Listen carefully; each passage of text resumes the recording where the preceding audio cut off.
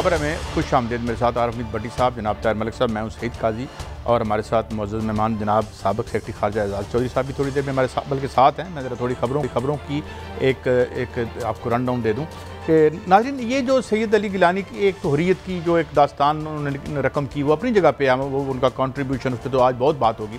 मगर सवाल ये है कि ये दुनिया की चौथी पाँचवीं बड़ी मैशत, इतनी बड़ी रियासत, इतनी खौफजदा सी एक नातवान नईफ इंसान जो अब जिंदा भी नहीं है, तो कर्फ्यू नाफिज कर दिया गया। और फिर हम इसको दुनिया में किस तरह से इस हाई हैंडेडनेस को और इस जुल्म को और इस बर्बरियत को जो है सामने ला के हम अपने खारजा महाज पे कुछ कामयाबी की कोशिश कर सकते हैं, इस पर बात करेंगे।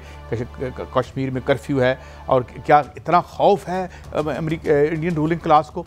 इसके साथ साथ तालिबान ने ऐलान किया है दो बातों का कि कश्मीर के हवाले से भी वो स्ट्रगल करने का हक महफूज रखते हैं और साथ साथ वो गवर्नमेंट जल्द बनाएंगे। और फिर इसके साथ कोरोना में जो तेज़ी आ रही है, इस हवाले से बात करेंगे। मैं खुश आमदेद कहूँगा जनाब एजाज चौधरी साहब, welcome to the show and thank you very much for your time sir. जी शुक्रिया जी, बहुत मेहरबानी।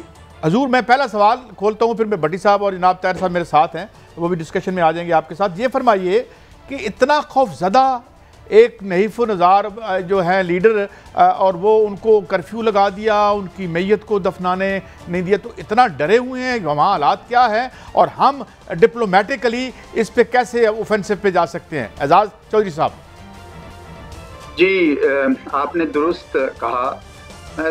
सैयद अली गिलानी की शख्सियत ऐसी थी कि पूरी की पूरी वादी उनकी कॉल के ऊपर, उनके कहने पर एकदम से लॉकडाउन में चली जाती थी। तो इसलिए हिंदुस्तान में तो डरना ही है।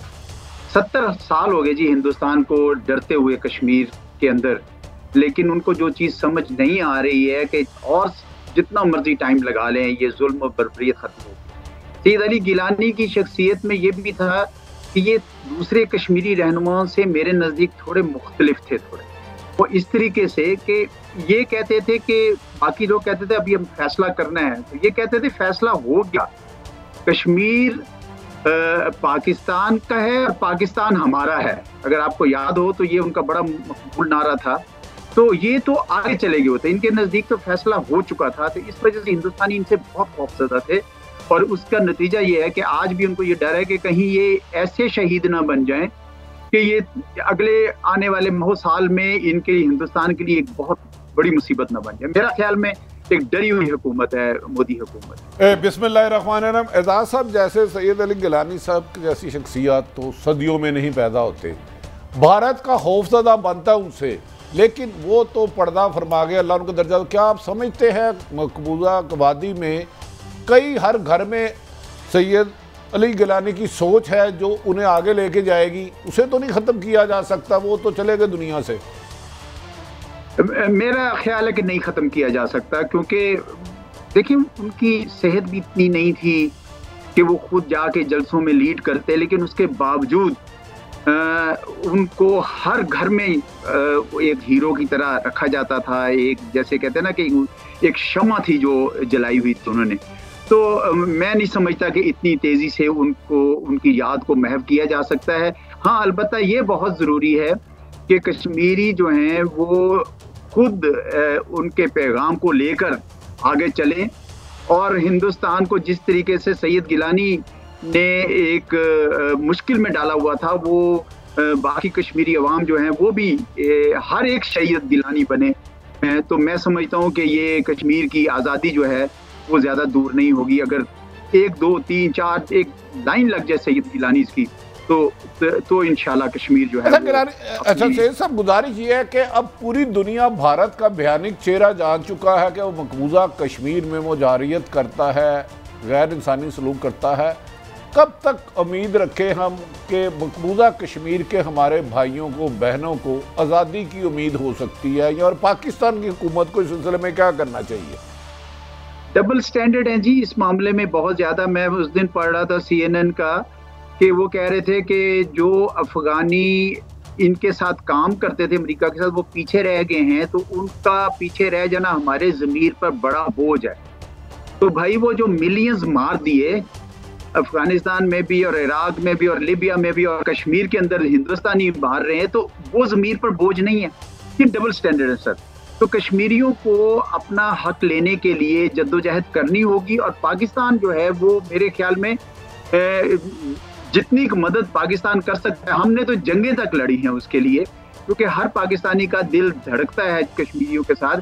اور کشمیر کا اور جو اسپیشلی جو ناردرن پاکستان ہے، شمالی پنجاب ہے، اس کا تو اتنا ناتا ہے آپس میں، یعنی سارے دریا ادھر آتے ہیں، منڈی ادھر ہے، لوگوں کے رشتہ داریاں ہیں، زبان ہے، کھانا ہے، لباس ہے.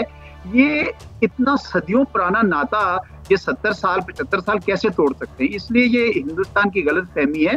پاکستان البتہ میرے خیال میں متزلزل نہیں ہونا چاہیے، پاکستان مصمم ارادے کے ساتھ کھڑا رہے.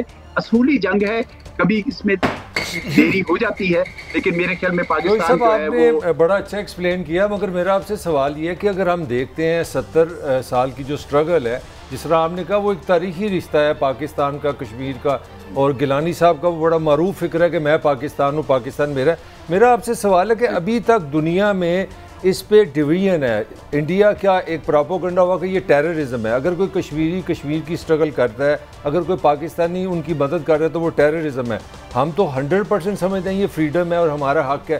تو کہاں پہ ہم غلط ہیں؟ یہ دنیا نے سچ کا کیوں ساتھ نہیں دیا ابھی تک؟ جس طرح میں سمجھتا ہوں جس طرح ان کے جنازہ پڑھنے کی ان کو اجازت نہیں فیملی کو دی گئی، ان کی فیملی پہ تشدد کیا گیا ہے. یہ دیکھیں کس کلاس کی انسانیت کی توہین ہے کہ کوئی اتنا بڑا لیڈر دنیا سے جائے تو رات کو آپ اس کو اندھیرے میں اس کو جبراً اس کو دفنا دیں. تو دنیا کیوں خاموش ہے؟ کہ ہم کیا کر سکتے ہیں اس کے لیے؟ دنیا تو پولیٹیکل ایکسپیڈینسی کرتی ہے. دو بڑی ڈیولپمنٹس ہیں جو ذہنی چاہیے، جس کی وجہ سے کشمیر کی جدوجہد آزادی کو تھوڑا نقصان پہنچا. ایک تو 9/11 کے بعد ہندوستان نے امریکہ کو یہ کہا کہ دیکھیں آپ بھی اسلامک ٹیررزم کے وکٹم ہیں، ہم بھی پاکستان سپانسرڈ اسلامک ٹیررزم کے وکٹم ہیں. اس وجہ سے انہوں نے یورپ کی اور امریکہ کی ہمدردیاں لینے کی کوشش کی. دوسری طرف یہ ہوا کہ یہ جب حال ہی میں امریکہ کا چین کے ساتھ مسابقہ شروع ہوا اور اس میں انہوں نے ہندوستان کو اپنا حلیف دوست بنا لیا، تو اس کے بعد وہ اپنی نظر اس سے ہٹا دی کہ وہ کیا کیا زیادتیاں کر رہے ہیں. لیکن میں آپ کو یہ بتاؤں کہ ہندوستان کے اندر جو کموشن ہونے والا ہے، میرا یہ پریڈکشن ہے کہ ود ان ایئرز یہ مودی ایڈمنسٹریشن نے جو ایک آگ لگائی ہے، وہ 30% مائنورٹیز کو انہوں نے اپنے سے اجنبی کر دیا ہے. اور آپ دیکھیں گے کہ وہ اور کشمیر یہ سارے علاقے میں جو ہے ہندوستان کے خلاف ایک بہت بڑی تحریک اٹھے گی. اس پہ دنیا پیچھے رہ جائے گی اور دنیا بھول جائے گی. دیکھیں یہ طالبان کے متعلق یہ لوگ یہ کہتے تھے وہ ریگ ٹیگ کہاں سے کر سکیں گے، لیکن جذبہ تھا اور آپ نے دیکھا کہ وہ ہوا جو آپ سوچ بھی نہیں سکتے تھے، کئی لوگ نہیں سوچ سکتے تھے. تو آج ہندوستان میں یہی لگ رہا ہے کہ یہ کشمیر کے اوپر کشمیریوں پہ ظلم ڈھا رہے ہیں. میں نہیں سمجھتا کہ اس ظلم کو زیادہ دیر تک وہ اٹھا سکتے ہیں، اور یہ ان کے ڈرے ہونے کی نشانی ہے کہ انہوں نے ان کی تدفین کو اس اعزاز کے ساتھ نہیں ہونے دیا جو ان کا حق تھا کشمیریوں کے اندر. اچھا اعزاز، آخری سوال آپ سے یہ فرمائیے کہ جب آپ یہ کہہ رہے ہیں کہ یہ ایک تحریک بنتی نظر آتی ہے، پچھلے کچھ دنوں میں کورونا سے پہلے ہم نے تحریکیں دیکھی، سٹرائکس بہت بڑی دیکھی، تو آپ سمجھتے ہیں کہ نیشنل کوسچن اکنامک کوسچن سے جڑ کے ایک جو ہے تحریک ڈیولپ ہو سکتی ہے انڈیا میں؟ یہ اس طرف اشارہ کر رہے ہیں آپ؟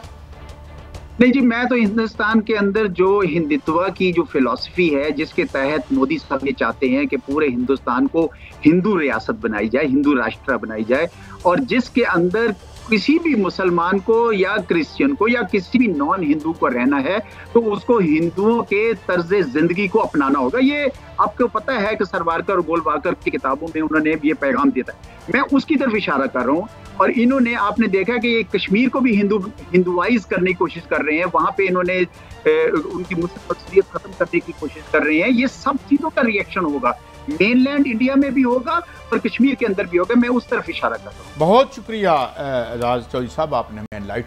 اچھا بھٹی صاحب، یہ انہوں نے جو آخر میں بات کی ہے، میں اس سے اتفاق کرتا ہوں، تھوڑا سا میں اس میں بات میں اضافہ کر دوں.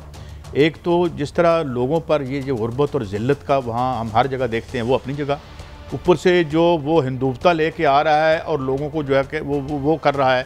اور آپ کو یہ بھی میں خبر دے دوں کہ بہت تیزی سے اس کی پاپولیرٹی ایون ہندوؤں میں گر رہی ہے. تو یہ ایک لگتا ہے کہ ہمیں تحریک بن سکتی ہے. دیکھیں، مقبوضہ کشمیر کی جدوجہد ایک طویل عرصہ ہے، اور اس کے لیے پاکستان کی اور یا مقبوضہ آبادی کے بھائیوں کی قربانیوں کا تو ڈکشنری میں لفظ کوئی نہیں ہے کہ اس کا اظہار کیا جائے. لیکن کیسا مجھے لگ رہا ہے بھارت تو شروع سے ایک دہشت گرد ہے، لیکن مودی کی جو تعصب پر پالیسیاں ہیں نا، جو ہندو گریڈ کو پرموٹ کرنا، ہر اقلیت کو ڈرم کرنا، کوئی نہ کوئی آگ، کوئی شعلے چنگاریاں ایسی بھارت سے نکلے گی جو مودی کو جلا کے رکھ دیں گی. جیسے پچھلے دنوں کسان تھا اور دیگر سی اور انہوں نے تھوڑا اس کو ہولڈ پہ کیا، ورنہ گند بڑا پڑنا ہے وہاں پہ. تو اس کے لیے گند تو نہیں کہنا چاہیے. وہ ایک وقت ایسا آئے گا کہ مودی اور بھارت کی جو سوچ ہے تعصبانہ کہ ہندوؤں کے علاوہ کسی کو نہیں، وہ بھارت کو جلائے گا. پاکستان شاید اتنا نہیں کر پا رہا جتنا اس کو کرنا چاہیے مقبوضہ کشمیر کے لیے. یہ میری رائے ہے. ملک صاحب میں آپ کی طرف ایک سوال لے کے آتا ہوں. ایک تو یہ ان کا بڑا ایک دل کو گرما دینے والی بات، مگر میں جو آپ سے سوال یہ کر رہا ہوں کہ یہ جو انڈیا ہے اس میں بڑا فراڈ ہندوستہ کا وہ چلا رہا ہے، لیکن یہ امبانی کا انڈیا ہے، اس کی ترقی بھی امبانیوں کی ہے. ایک طرف یہ پہلو بھی ہے اور دوسری طرف وہ ایک مذہب کا ایک جو جنون ہے وہ پیدا کر کے تو انتہائی پسماندہ پرتوں کو موبلائز کر کے بیٹھا ہوا ہے. حالانکہ اب وہ پلمٹ، آپ لگتا نہیں ہے کہ وہ آگ سے کھیل رہے ہیں جو رولنگ کلاس ان کی؟ آپ میں اس سوال پہ بار پہ تو پہلے میں علی گیلانی صاحب کو میں سلوٹ کرنا چاہ رہا ہوں. میں سمجھتا اتنا 73 ایئرس کی ایک سٹرگل ہے اور ان کی خوبصورتی دیکھے، سچائی دیکھے. وہ اس دنیا سے بھی گئے ہیں تو پاکستان کے پرچم میں گئے ہیں. یہ کسی بھی پولیٹیکل لیڈر کے لیے انڈیا میں رہ کمٹمنٹ، میں یہ بات کر رہا ہوں، آپ ذرا غور کریں. کوئی دنیا میں بڑے بڑے لوگ آئے ہیں 73 ایئرس لانگ، اتنی دفعہ جیل گئے ہیں کہ میرے حال ہم بتا نہیں سکتے. یہ تو ان کے لیے میرے حال ایک بہت بڑا ایک سمجھ تو میں سلوٹ کرنا چاہ رہا تھا. یہ جو آپ نے بات کی میری انڈرسٹینڈنگ ڈفرینٹ ہے.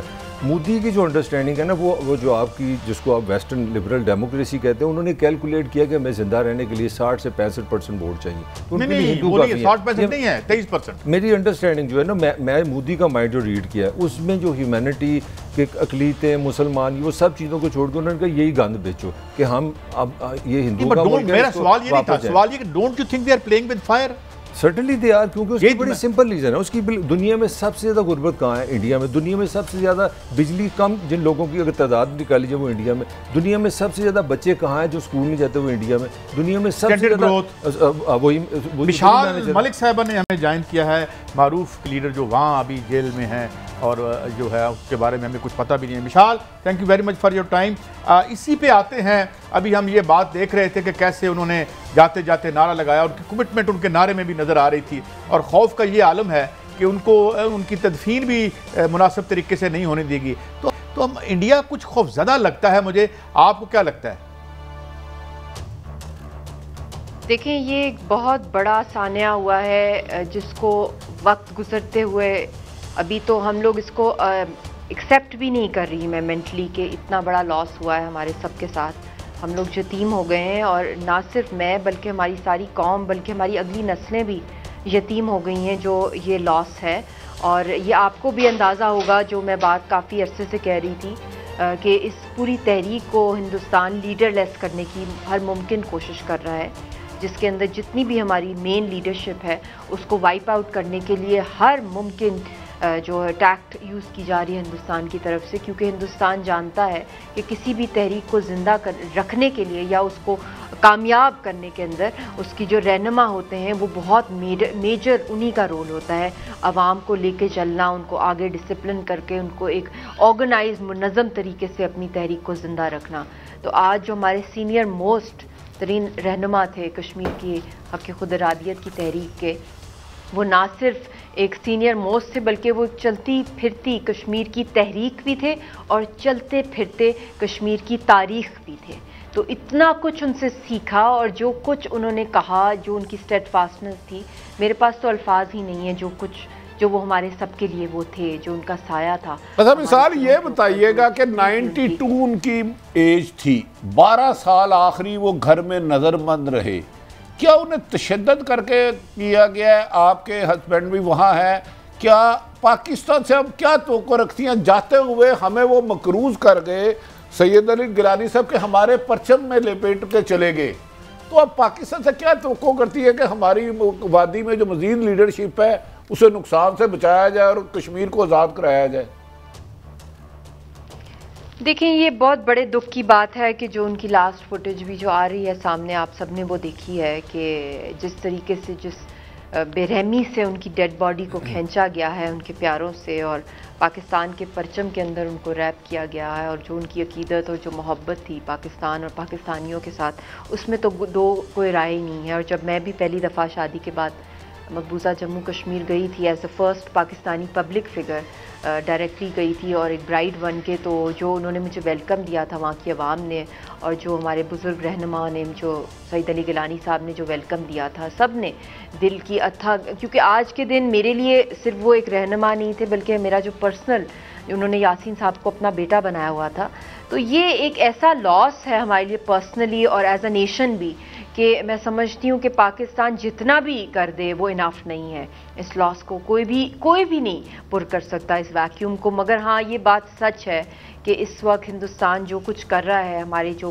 اس وقت زندہ ہیں، جو اس وقت اشرف صحرائی صاحب کو آپ دیکھ لیں، وہ عظیم رہنما تھے کشمیر کے اور سکسیسر تھے سید علی گیلانی صاحب کے، جس طرح ان کو بھی زہر دیا گیا جیل کے اندر اور پھر اس کے بعد ان کو ہاسپٹل نہیں لے کے گئے، تو یہی کچھ کر رہے ہیں۔ یاسین صاحب کو بھی فزیکلی اور مینٹلی ٹارچر کیا گیا اور ڈیڈ باڈی کو نہیں بخشتے یہ، تو آپ سمجھ سکتے ہیں کہ جب زندہ تھے گیلانی صاحب تو کیا کیا ان کے ساتھ سہا ہوگا انہوں نے، جو کہ منظر عام پہ نہیں آتی، بہت سی باتیں تھوڑی بہت ہی آتی ہیں جو ادھر ادھر سے انفارمیشن ملتی ہے۔ ہر کمیونیکیشن کے رابطے تو ختم کیے ہوئے ہیں، صبح سے رابطے کرنے کی رات سے کوشش کی جا رہی ہے مگر رابطے بند ہیں، کرفیو وہاں پہ لگا ہوا ہے، تو پاکستان کو بہت بڑا اس کے شولڈرز کے اوپر بہت بڑا قرض ہے، بہت بڑا بوجھ ہے اس وقت، کیونکہ ہم نے اپنے وہ اثاثے جو ایسیٹ سے اس پوری تحریک آزادی کے وہ ہم نے کھو دیے ہیں، اور ان کو کوئی پر نہیں کر سکتا، مگر یہ تو کیا جا سکتا ہے کہ ان کا جو پیغام ہے دنیا تک ہم لوگ پہنچائیں، ان کا پیغام، میں پیغام کے حوالے سے آپ سے پوچھنا چاہ رہا ہوں ختم کریں۔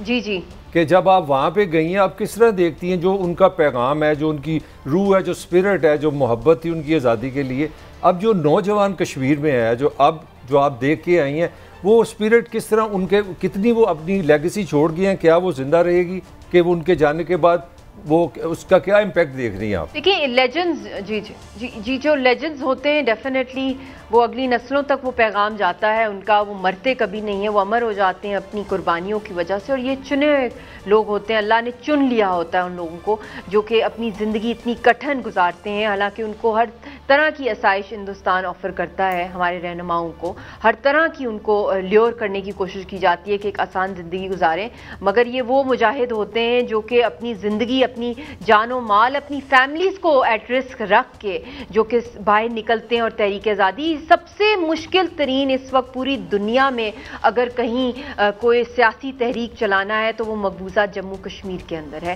امپاسبل، آپ نے اپنی نفس کو جو ہے مار دینا کی بات ہے، اور جس طریقے کی قربانیاں دی گئی، آپ دیکھ لیں کہ اس وقت جو حالت ہے، اگلی جنریشنز کیا اس وقت ان کو جو آخری ان کی وصیت تھی اس کے مطابق ان کو نہیں دفنایا گیا، ان کو شہداء کے جو قبرستان میں نہیں دفنایا گیا، کہیں اور ان کی قبر کھودی گئی، ان کے جو فیملی ممبرز تھے ان کو مارا پیٹا گیا، یہاں تک کہ خواتین کو مارا پیٹا گیا، ٹارچر کیا گیا اور ان کی ڈیڈ باڈی چھینی گئی۔ عوام کا سمندر ہے جو کشمیر سری نگر کی طرف رخ کیا ہوا ہے، کرفیو لگا ہوا ہے، اور بہت سی اطلاعات آ رہی ہیں کہ بے حد شوٹنگ اور فائرنگ کی جا رہی ہے اور پیپر گیس یوز کی جا رہی ہے، پیلٹس یوز کیے جا رہے ہیں کہ لوگوں کو بند کیا جائے، ان کو مار دیا جائے۔ مثال یہ بتائیے گا کہ آپ نے بڑی تحریک کو کون پور کرے گا؟ یہ بتائیے گا کہ یاسین صاحب بھی ادھر ہے، جیسے آپ نے فرمایا کہ وہاں کرفیو نافذ ہے، کیا آپ سمجھ رہی ہیں کہ آنے والے دنوں میں مزید ہمارے جو حریت پسند رہنما ہیں بھارت ان کو بھی نقصان پہنچانا چاہتا ہے؟ اور اس وقت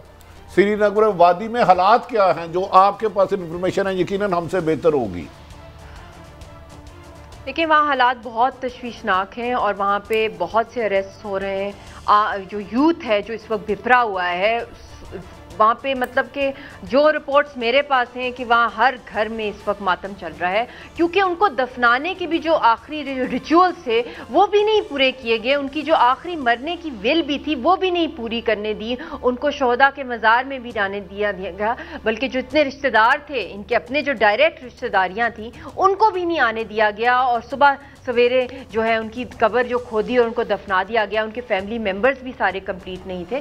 تو آپ امیجن بھی نہیں کر سکتے جو اس وقت غصہ ہے عوام کے اندر، اور جو جذبات ہیں حق خود ارادیت کے اندر، ڈیفینیٹلی اس کے اندر اور بھی زیادہ شدت آئی ہے، مگر جان کو خطرہ ہے جو ہمارے جو بچے کچے رہ گئے ہیں ہمارے حریت کے رہنما، کیونکہ اگر हमारी लीडरशिप वाइप आउट हो जाती है। ये आप भूल जाएं कि इस खित्ते के अंदर जो तबाही आनी है, जो एनार्की की तरफ ये मामला जा रहा है, क्योंकि जो कुर्सी जो रहनुमाओं की आपने अभी देखा अफगानिस्तान में दोहा कतर के अंदर जो भी मुज़ाकरात हुए, अफगान तालिबान के अगर सारे लीडर्स जो थे टॉप के उनको एलिमिनेट कर दिया जाता तो कौन सा यहाँ पे अमन आना था, पूरे खित्ते में आग लग जानी थी। तो जब कभी भी इस मसले का हल या तो जंग है, और जंग जो है वो भी न्यूक्लियर है, या तो अमन का अगर रास्ता है प्लेबिसिट भी हो या कोई भी टेबल टॉक, जब तक ये जिंदा है हुर्रियत के रहनुमा तब तक हम अमन का कोई विंडो खुल सकती थी। वरना अवाम जो है जितना उसमें गुस्सा है, जितना उसमें नफरत है इस वक्त हिंदुस्तान के लिए, उसकी कोई अंदाज़ा ही नहीं लगा सकता। और ये जो आग जो चिंगारी जो इस वक्त चल पड़ी है, ये जिस तरह ये पूरे बगबूजा जम्मू कश्मीर क्या पूरा इंडिया इस खाई में गुजरेगा और पूरे खित्ते के अंदर। तो मैं हमेशा ये बात करती हूँ कि मेन जो रिप्रेजेंट जो असल जो हकीकी रहनुमा है, अगर वो ही ख़त्म हो गए, उन्हीं को मार दिया गया, मर्डर कर दिया गया इस तरीके से। और मुझे भी उस वक्त से जब से उनकी फौतगी हुई है मुझे मैसेजेस क्या आ रहे हैं कि भी यासीन साहब की अगली बारी अगली मीरवाई साहब की है, तो यही इनके प्लान्स हैं। आसिया अंद्राबी साहिबा भी इस वक्त तड़प रही हैं, अस्थमा की पेशेंट है। यासीन साहब को तो मौत के मुंह में रखा हुआ है, जहाँ पे मकबूल बट शहीद को फांसी दी गई, उनकी जस्ते खाकी नहीं मिली। उसी तरह गिलानी साहब की डेड बॉडी जो थी वो उनके सामने फौत हुए हाउस अरेस्ट में,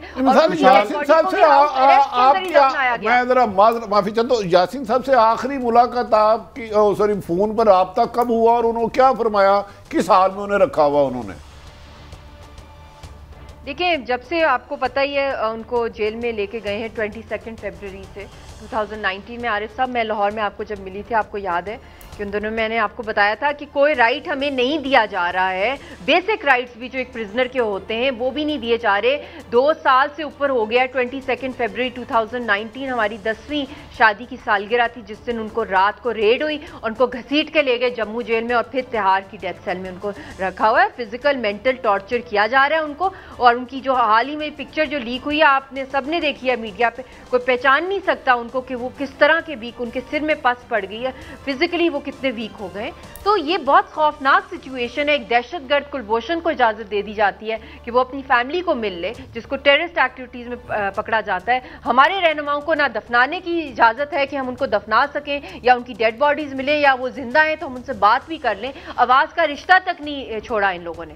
बहुत शुक्रिया मिशाल, आपने हमें बड़ी सा दर्दनाक सिचुएशन भी है और एक सिचुएशन और भी है। हम कहते हैं आलमी ज़मीर कहाँ है, ये मेरे ख्याल में हम कहना बंद कर दें, आलमी बेज़मीरियत की बात करें। जैसे मेरा ख्याल है आलमी ज़मीर है ही नहीं। और दूसरा बड़ी जो बातें हम सुन रहे हैं ना, दिल खून के आंसू रोता है। अच्छा, एक ये जो बड़ा डेमोक्रेसी और ये जो अमेरिका ग्रुप है, इसे मकबूजा कश्मीर नहीं नजर आता। मुझे बताएं, इंडिया वो अंजीना जूली उधर चंद लोगों के लिए रोती है, तो इसको मकबूजा कश्मीर, फलस्तीन, शाम, इराक कोई नहीं नजर आता।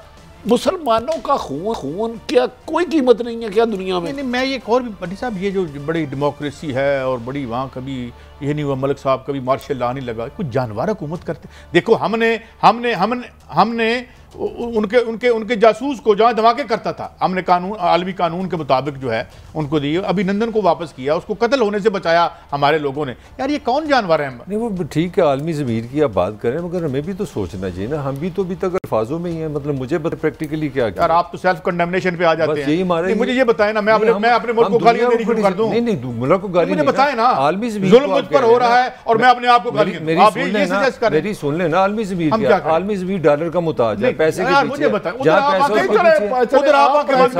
आप क्या करते हैं? चलो बताएं। हम अपने इस मामले में तो मैं अपनी हुकूमत के हर मामले पाकिस्तान क्या करते, जितनी आवाज उठा सकते हैं प्राइम मिनिस्टर, आर्मी चीफ, सफारत खाने तौर पे उठाया जाता है। अब भारत एक दरिंदा है, मुझे तो ऐसे लग रहा है उधर हमें जूते पड़ रहे हैं पाकिस्तान की। आप पाकिस्तान को अपने को मामूली ना समझें, दुनिया का अब देखें, आपने दुनिया को रास्ता दिया, इतने मुल्कों के लोग मजबूरन आपके यहाँ से होके गए हैं, तो अब उनसे प्रेशर डालें। हम आपको अगर काम करते हैं वो हमारा भी काम। मलिक साहब मुझे ब्रेक लेनी। आप टिट फॉर इंडिया जो जुल्म कश्मीरियों पे कर रहा है उसकी वजह हम पाकिस्तानी हैं? नहीं, हम नहीं है, वो इंडिया ही है। लगा तो ये आपके जवाब से मैं दोबारा आपसे आपके पूछता हूँ, एक ब्रेक, दोबारा हाजिर होता हूँ।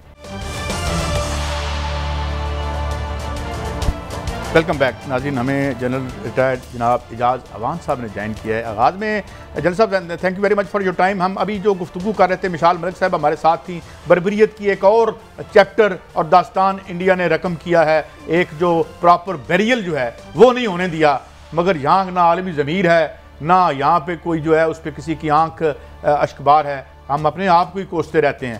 ایک تو اس پہ آپ بات کریں کہ کتنا خوف ہے وہاں پہ کہ ایک نئیف آدمی جو اب دنیا میں بھی نہیں رہے، اور وہاں اس وقت کرفیو ہے اور بہت سنے حالات خراب ہیں، اس پہ روشنی ڈالیے گا، اور what should we do as a nation and as a country، جو کیونکہ ہم بھی پارٹی ہیں۔ جی جنرل صاحب۔ جی تھینک یو ویری مچ۔ دیکھیں اس میں تو کوئی دو رائے نہیں ہے کہ کشمیر کا سٹیٹس چھیننے کے بعد ان کو جس طریقے سے ایک کرفیو لائک کنڈیشن میں رکھا گیا ہے، جس طریقے سے کلیمپ ڈاؤن ہے، جس طریقے سے انہیں دنیا سے کٹ آف کر کے آئسولیٹ کیا گیا ہے، وہ ہیومن رائٹس وائلیشن کی ایک ورسٹ ایگزامپل ہے دنیا کی سب سے بڑی سو کالڈ ڈیموکریسی میں۔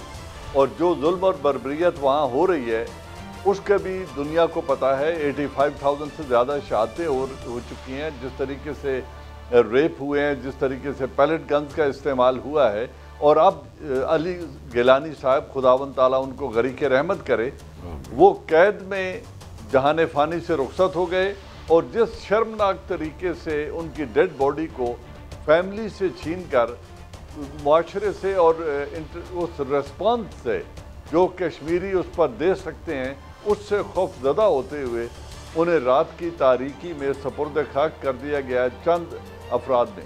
اب یہ ایک مائنورٹیز کے حقوق پہ وہ ڈاکہ ہے کہ ایک مسلمان کو آپ جنازے کا حق بھی نہیں دے رہے، اور کہنے کو بہت بڑی ڈیموکریسی ہیں۔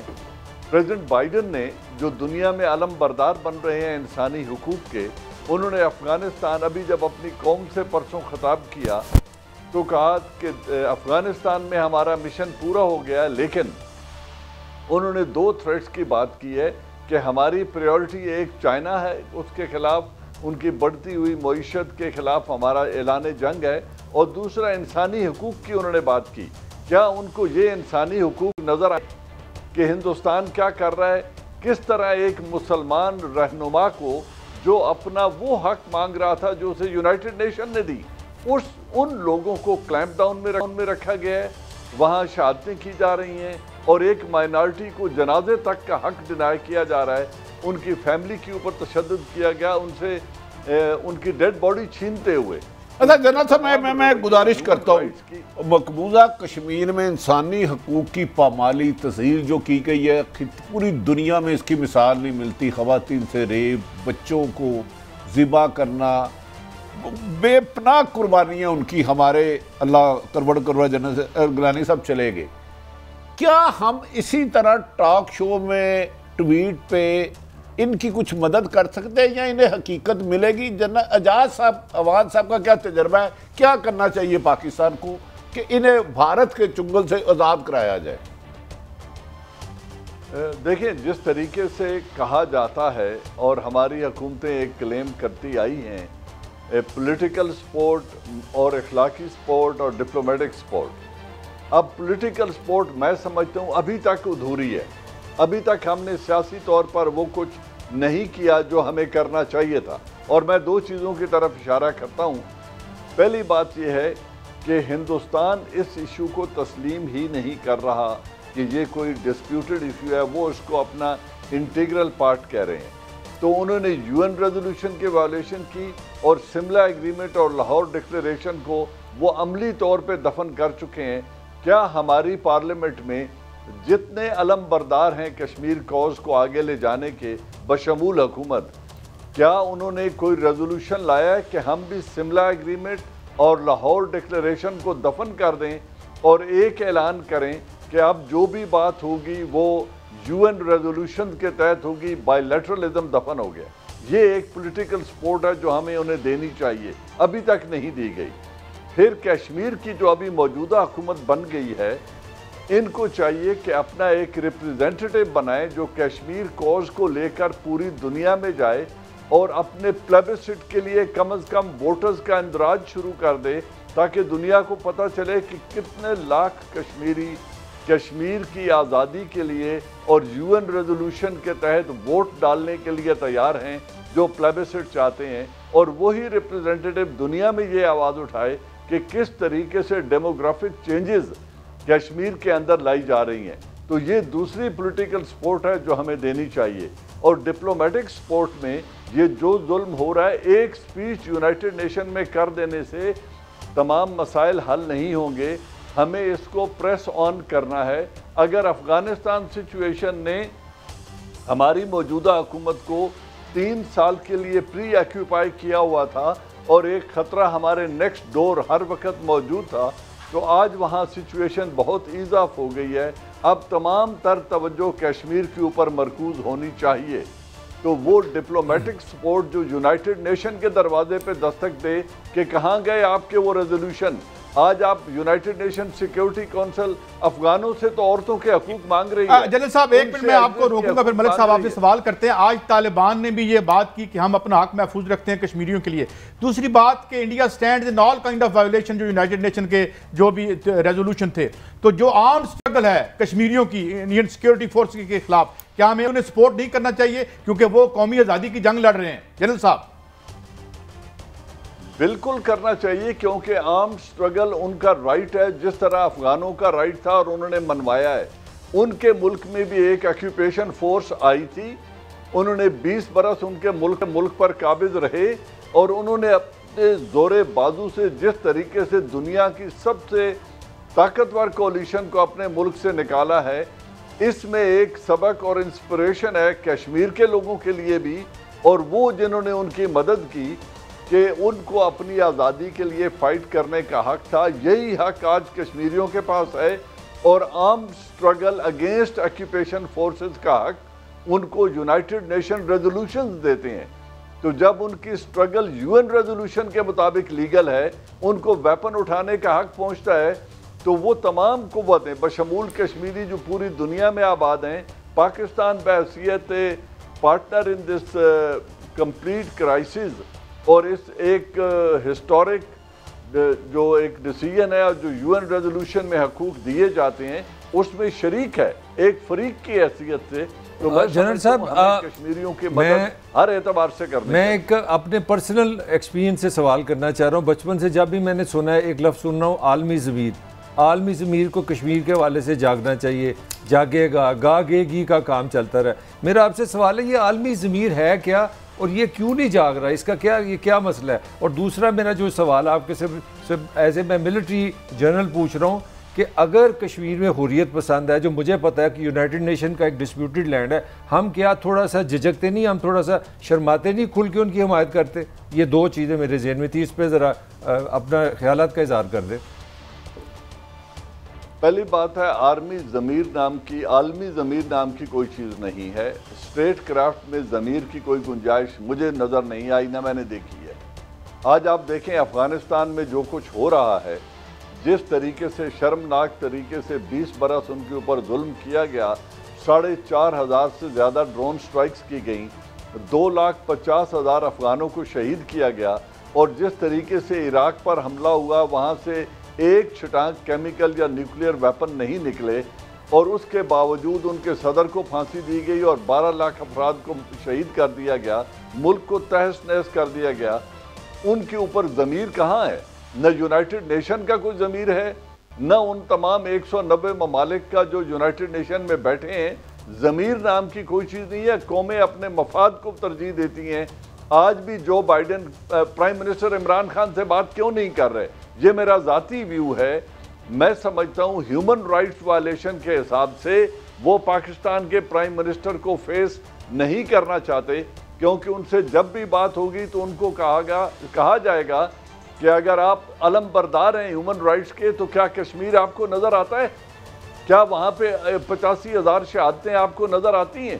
کیا وہاں پہ عورتوں کے ساتھ ہونے والے مظالم آپ کو نظر آتے ہیں؟ افغانستان کی عورت پہ ہونے والے ظلم کے لیے پورا یورپ تلملا رہا ہے، جو خود افغانوں کے ہاتھ میں ہے، اور جہاں ایک ہندو میجورٹی مسلمانوں کی ریاست کے اوپر قابض ہے، UN ریزولوشن کو وائلیٹ کرتے ہوئے، وہاں عورتوں کے حقوق کسی کو نظر نہیں آتے۔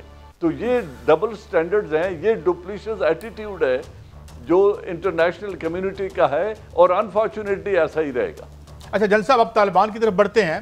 یہ انہوں نے آج 2 سٹیٹمنٹس، ایک تو آپ نے ہم نے ذکر کر دیا کہ وہ کشمیر میں بھی انہوں نے کہا ہے کہ ہم رائٹ محفوظ رکھتے ہیں اپنے جو ہے بھائیوں کی مدد کا، تو ایک امپورٹنٹ یہ بھی ان کی سٹیٹمنٹ ہے، اور ساتھ ہی انہوں نے کہا ہے کہ چند دنوں میں ہم ایک حکومت کا اعلان بھی کرنے جا رہے ہیں، keeping in view the challenges, economic challenges, اور جو ایک انٹرنیشنل کمیونٹی کا دوغلا پن آپ کہہ رہے ہیں، یہ جو فراڈ ہیومن رائٹس کا اور یہ جو دکانیں کھلی ہوئی ہیں یہاں پہ شغل سوسائٹی کی، keeping in view all that, آپ کیا سمجھتے ہیں کہ یہ طالبان کس حد تک ایک باوقار انداز میں اپنی حکومت بنا لیں گے، اور پھر ادھر پنجشیر میں کیا ہو رہا ہے اس کا مستقبل کیا لگتا ہے؟ سوری سوال لمبا ہو گیا۔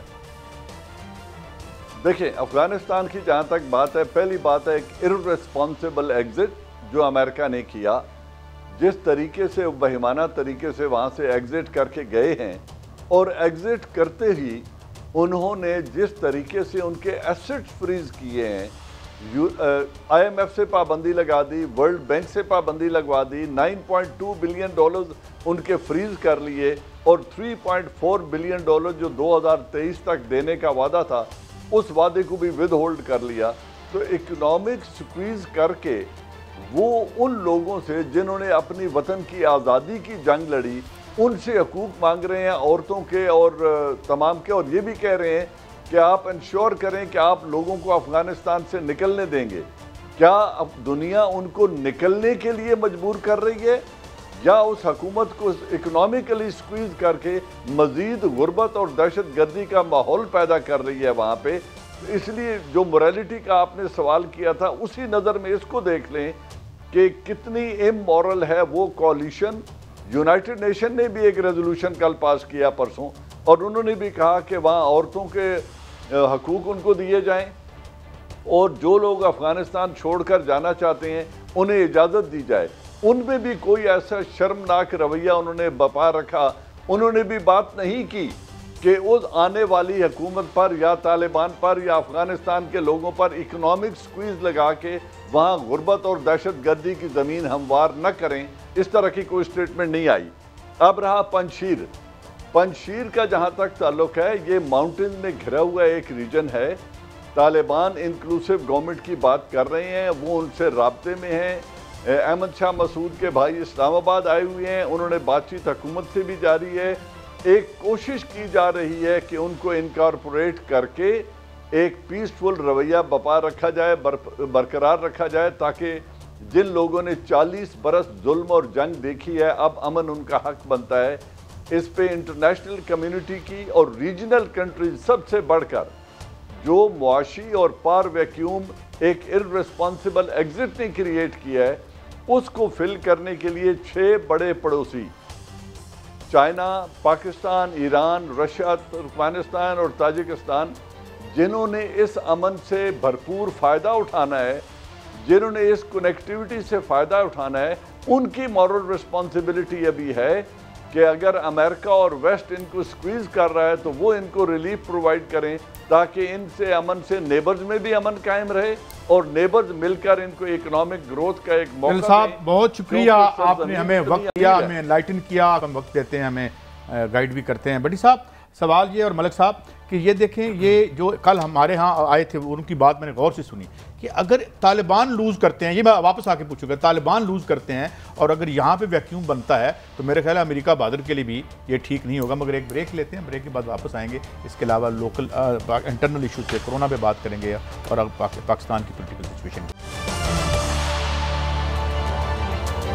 Welcome back. بڑی صاحب، کورونا کا مسئلہ تو ہے ہی، لیکن میں یہ دیکھتا ہوں کہاں پہ، میں کل گیا ایک جگہ پہ اپنے وہ علاقے میں، تو پیچھے وہ جو ہیں ہوٹل بند کرا رہے ہیں، وہ جرمانے لوگوں پر کر رہے ہیں، تاجر کہہ رہے ہیں ہم باہر آ رہے ہیں، آپ کے مل جل کے کریں، میں بیچارے میں 2 منٹ میں مال تو نہیں بنانا شروع کر دیا۔ آپ کا سوال پورے ہونے سے پہلے ایک طرف اب تھوڑی دیر پہلے میں آپ اور ملک صاحب اور جناب عالمی ضمیر کی بات کر رہے تھے، آپ کے ملک کا ضمیر زندہ ہے؟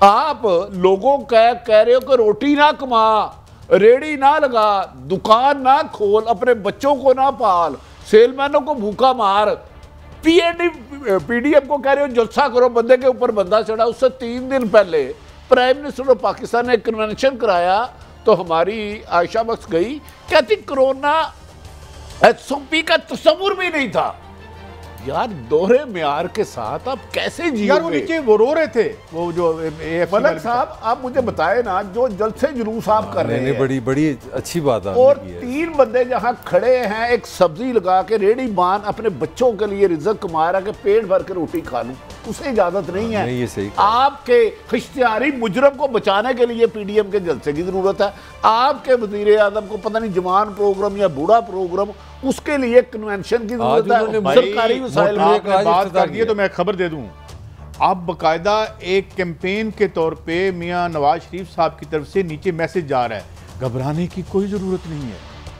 ہمارا ڈیل ہو گئی ہے، ہم آ رہے ہیں بڑی جلدی۔